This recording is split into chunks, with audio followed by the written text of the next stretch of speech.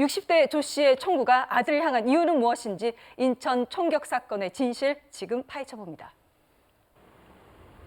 지난 20일 송도의 한 아파트에 주말 저녁에 평화를 깨트린 충격적인 일이 벌어졌습니다. 주민들은 그때의 기억이 생생하다는데요. 이게 난리 났다고 119도 왔고 특공대도 왔고 다 왔어요. 집사람이 분리수거하러 내려갔는데 20분이 지나서 안 와서 내가 내려와 그러면 그때 폴리스 라인 쳐놓고 문 돌아가게 해서 빨리 나오라고.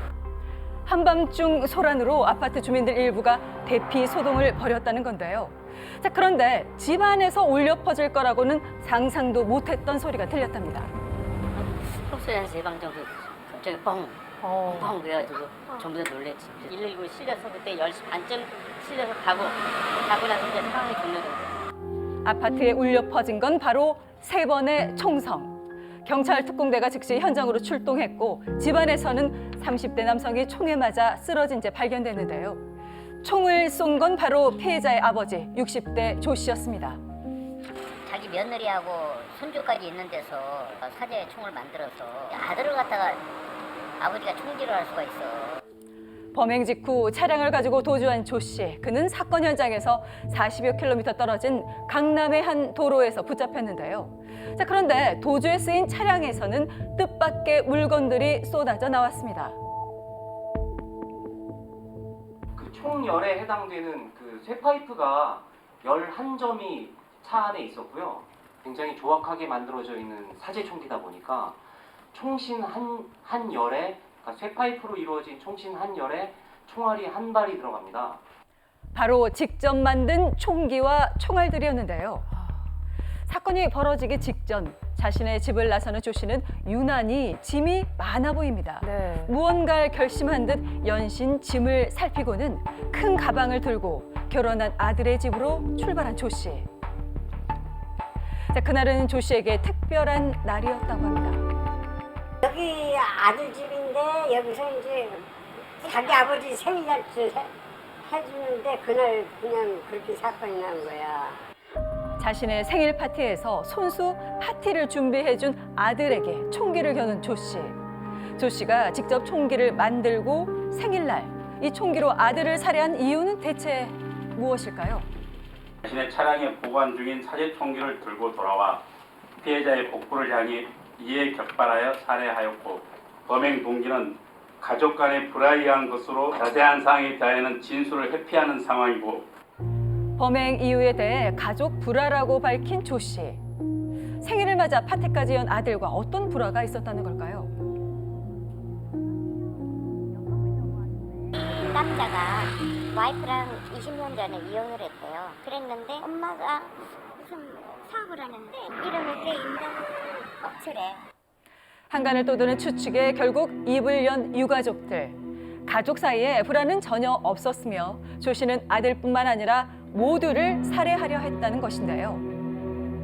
아버지의 손에 쓰러진 아들은 평소 아버지를 잘 챙기던 다정한 사람이었답니다. 자, 그런 그를 조 씨가 노린 이유는 전 아내 때문일 거라는데요.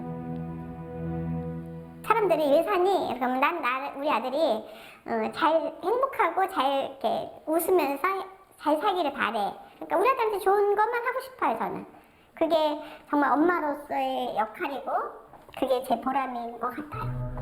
평소 자신보다 더 아들을 아낀다고 공공연하게 말하던 조 씨의 전 아내. 능력도 재력도 자신보다 우월한 아내에게 생긴 그릇된 열등감에 이런 일을 벌였을 거라는 추측이 일단 나오고 아내가 있습니다. 가장 사랑했던 가족이었던 아들에 대해서 총격을 했던 것이고요. 그 이후에 도주 경로에 아내의 집이 있었고 그러니까 결국 아내라고 하는 점이 공통이죠. 정말 보란 듯이 이렇게 본인이 복수를 한 것이고 아마 굳이 초용을 사용을 한 거는 자기보다 오히려 장성한 아들을 대항을 하기 위해서 효율적으로 제압할 수 있는 방법들을 오랫동안 고민을 해왔을 것입니다. 모든 게 아내에 대한 복수심에서 비롯된 것이라는 전문가. 자, 그런데 경찰에 검거된 조 씨는 경찰에게 또 다른 놀라운 자백을 했다고 합니다. 피해자 검거 과정에서 자택 주거지에 인화성 물질을 설치하였다는 진술을 확보 후 자택에 설치된 인화성 물질을 제거하고 조 씨가 자신이 사는 집 안에 오후 12시가 되면 폭발물이 폭발하도록 설치를 해놨다는 겁니다. 진짜 미쳤네요. 네, 경찰은 즉시 현장으로 출동해 폭발물 15개와 점화장치 등을 해체했지만 주민들은 밤새 불안에 떨 수밖에 없었습니다. 그것도 본처 집이래요. 본처 집에 살고 있었던 거야. 이 집 또한 본인 명의의 집이 아닌 이혼한 전 아내가 마련해준 집이라고 합니다. 사람을 죽일 수 있는 총부터 모두를 위험에 빠뜨린 사제 폭탄까지. 자, 조 씨는 대체 어떤 사람일까요? 파이프 자르고 이런 공작소에다가 이렇게 해달라고 다 돈 만들어주고 갔다가 자기가 다 조접했다고 그러더라고. 굉장히 손재주가 좋다는 얘기 들었어요. 유튜브에 만드는 법부터 별의별 게 다 있을 거 아니에요. 유튜브를 보고 만들었다 그랬다는 것 같아요. 조 씨의 아내도 입장문을 냈는데요. 범행을 저지를 만한 열등감과 자격지심이 없었으며 조 씨에게 지원을 아끼지 않았다는 것입니다. 수사 도중 조 씨는 아들 사업이 잘 되고 있는데도 불구하고 생활비 지원을 해주지 않아 불만을 표출했다는데요. 자, 실제로 총기를 직접 만든다는 게 가능한 일일까?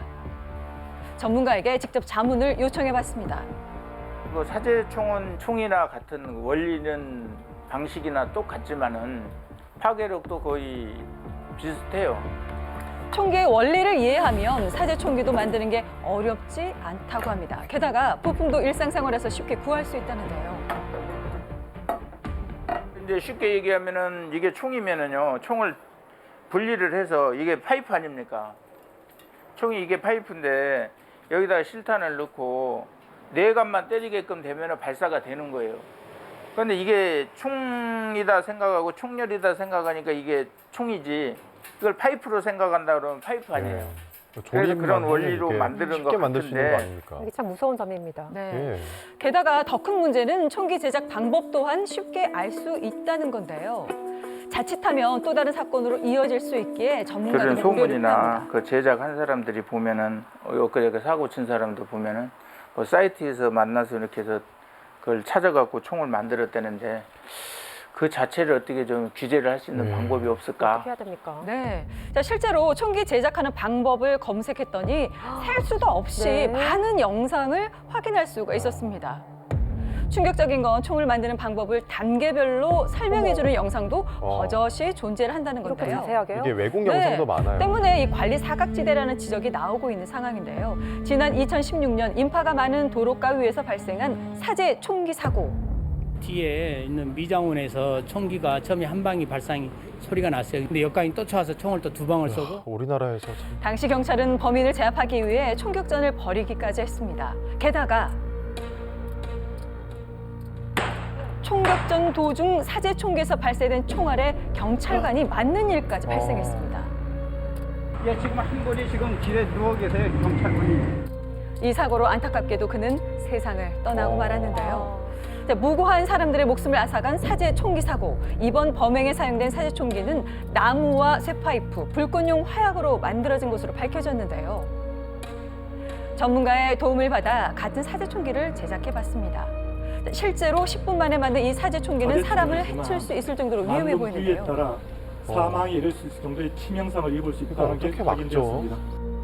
때문에 전문가는 사제 총기 제작 영상을 규제하는 법안이 꼭 필요하다고 말합니다. 그러게요. 사제총기 관련 불법 게시물 그리고 이제 영상이 2020년 이후에 이제 지속적으로 증가하고 있어요. 이런 정보도 이제 주로 해외 플랫폼을 통해 가지고 통이 되거든요. 그러다 보니까 해외 영상을 우리 어떻게 법률이나 단속하죠? 단속권이 직접 미치지 못하는 고민해봐야 그런 될 것 경우가 같죠. 굉장히 많습니다. 모두를 충격에 빠뜨린 사제 총기의 공포. 규제할 방법은 없을까요? 유해 영상이 발견되면 즉시 삭제를 한다든가 이제 차단할 수 있는 그런 그 기술적인 시스템이 필요하고요.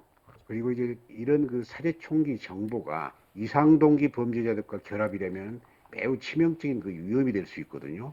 따라서 이제 정보 유포자에 대한 그런 그 법적 책임, 처벌 이런 것을 지금보다 훨씬 이제 강화돼야 된다고 할 수가 있겠습니다. 사제 총기 사건, 이제는 일회성으로 치부하는 것이 아닌 우리 모두가 경각심을 가지고 체계를 마련해야 할 때입니다. 진짜 무서운 세상입니다. 네, 아들뿐 아니라 며느리와 손주들까지 범행 대상으로 삼았다는데 도대체 왜 이런 일을 벌인 건지 정말 이해가 되지 않는 상황입니다. 이렇게 중대 범죄로 분류될 수 있는 사건의 경우 피의자의 신상이 공개가 되기도 하잖아요. 이번 사건의 경우는 어떨까요? 네, 그렇습니다. 이 사건 직후부터 이 사건의 중대성과 또 예방을 위해서 이 조 씨의 신상 정보를 공개해야 된다라는 전문가들의 지적이 있었습니다. 네. 하지만 경찰에서는 밝히지 않는 쪽으로 가닥을 잡았습니다. 예. 이유는 바로 이 피해자의 자녀들 때문인데요. 범행 당시 현장에서 그 모습을 모두 목격했고 또 실신을 할 정도로 굉장히 큰 충격을 네. 받았다고 합니다. 예. 그런데 이 조 씨의 신상이 공개가 된다고 한다면 이 피해자의 자녀들이 2차 피해 우려가 있기 때문인데요. 때문에 경찰도 신상 공개를 정부 대신에 공개하는 대신에 이 유족들의 심리 치료와 함께 또 보호하는 데 최선을 다하겠다고 하는데요. 예. 뭐 아무쪼록 범행 동기와 또 범행 준비 과정을 규명할 계획을 가지고 있다라고 밝혔습니다.